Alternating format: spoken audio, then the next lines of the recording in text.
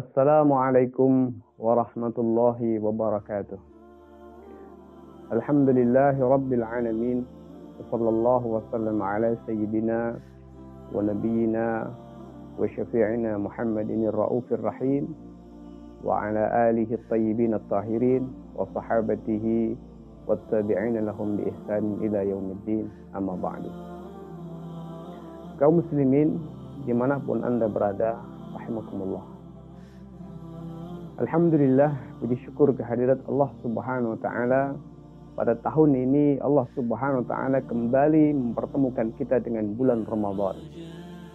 Bulan yang dimuliakan oleh Allah Subhanahu wa taala karena ada Al-Qur'an yang diturunkan oleh Allah Subhanahu wa taala di dalamnya.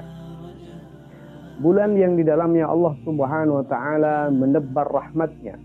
Allah Subhanahu wa taala memberikan begitu banyak rahmat, begitu banyak anugerah yang tidak Allah Subhanahu wa taala curahkan di dalam bulan-bulan yang lain.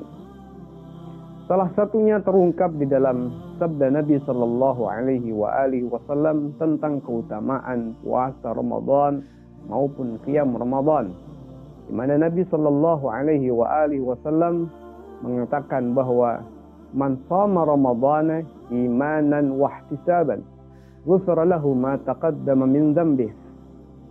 Siapa saja puasa di bulan Ramadan imanan karena iman, wahtisaban karena mengharap pahala Allah Subhanahu wa taala, ghufira lahu ma taqaddama min dzambih, maka akan diampuni dosa-dosanya yang telah berlalu. Kaum muslimin rahimakumullah dimanapun Anda berada. Akan tetapi yang perlu kita sadari bersama, dan tentu kita berharap mendapatkan apa yang dijanjikan oleh Allah Subhanahu wa taala melalui lisan Rasulnya Muhammad sallallahu alaihi wasallam ini, bahwa janji Allah Subhanahu wa taala ini, janji Rasul Muhammad sallallahu alaihi wasallam akan adanya ampunan terhadap semua dosa-dosa yang telah berlalu, ternyata itu tidak bisa kita dapatkan kecuali kita memenuhi syaratnya. Kita memenuhi apa yang telah disampaikan oleh Nabi Sallallahu Alaihi Wasallam agar kita mendapatkan ampunan tersebut. Sebab di dalam hadis yang lain Nabi Sallallahu Alaihi Wasallam mengatakan, as-salawatul khamsu kafaratun lima bainahunna.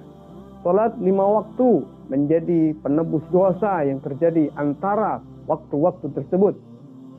Wal jum'ah ilal jum'ah kafaratun lima bainahuma. Sedangkan Jum'ah menuju Jum'ah berikutnya menjadi penebus dosa yang terjadi antara 2 pekan tersebut.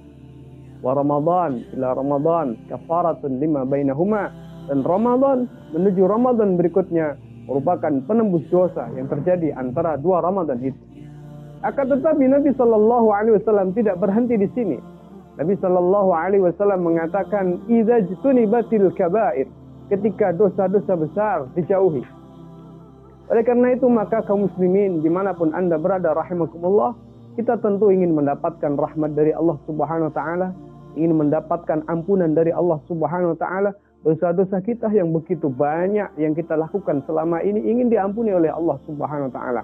Namun ingat, itu tidak bisa hanya sekedar dengan puasa, hanya sekedar dengan salat, namun Rasul Muhammad sallallahu alaihi wasallam memberikan satu catatan, yaitu ketika kita meninggalkan dosa-dosa besar, idza jtunibatil kaba'ir, ketika kita meninggalkan dosa-dosa besar. Seperti apakah dosa-dosa besar? Di hadapan kita, di sekeliling kita, di depan kita begitu banyak dosa-dosa besar yang terjadi, dilakukan oleh kita ataupun dilakukan oleh sebagian masyarakat kita, seperti zina, seperti minum khamar, seperti riba, dan ini begitu banyak terjadi. Oleh karena itu maka kita harus menghindari itu semuanya. Namun sayangnya kaum muslimin rahimakumullah dimanapun Anda berada, dosa-dosa besar pada era hari ini, di mana kita dikangkangi oleh sistem kapitalisme, seolah tidak pernah mendapatkan perhatian, seolah itu adalah perkara yang biasa, padahal itu merupakan dosa-dosa yang dapat menghalangi kita mendapatkan ampunan dari Allah Subhanahu wa taala meski kita telah berpuasa Ramadan selama 30 hari penuh sekalipun. Sebab Nabi sallallahu alaihi wasallam mengatakan, idza jtunibatil kaba'ir, ketika dosa-dosa besar itu dijauhi. Dan tidak mungkin kita bisa meninggalkan dosa-dosa besar itu, kaum muslimin semuanya bisa meninggalkan dosa-dosa besar itu, kecuali ketika kita kembali kepada Allah Subhanahu wa taala, kembali kepada Rasulullah Muhammad SAW, kepada Al-Quran dan Sunnah Nabi SAW secara totalitas dalam seluruh kehidupan, dalam seluruh aspek kehidupan ini, dengan kembali kepada syariat Allah Subhanahu wa taala. Dan tentunya itu tidak akan sempurna kecuali di dalam naungan khilafah ar-rasyidah yang dijanjikan oleh Allah Subhanahu wa taala. Demikian, mudah-mudahan ada manfaatnya. Wassalamualaikum warahmatullahi wabarakatuh.